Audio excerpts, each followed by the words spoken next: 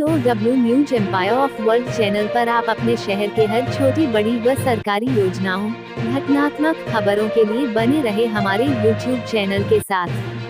Subscribe व like जरूर करें।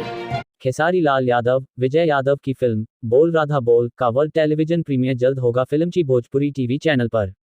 ग्लोबल स्टार खेसारी लाल यादव अभिनीत, फिल्म निर्माता व मार्केटिंग हेड विजय कुमार यादव निर्मित तथा निर्देशक पराग पाटिल निर्देशित super duper hit Bhojpuri film बोल राधा बोल का वर्ल्ड टेलीविजन प्रीमियर बहुत जल्द ही फिल्मची भोजपुरी टीवी चैनल पर किया जाने वाला है, जिसकी जानकारी फिल्म निर्माता विजय यादव ने दिया है।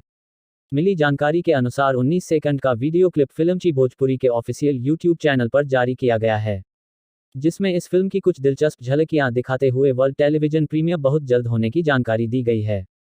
उक्त जानकारी PRO रामचंद्र यादव ने दिया।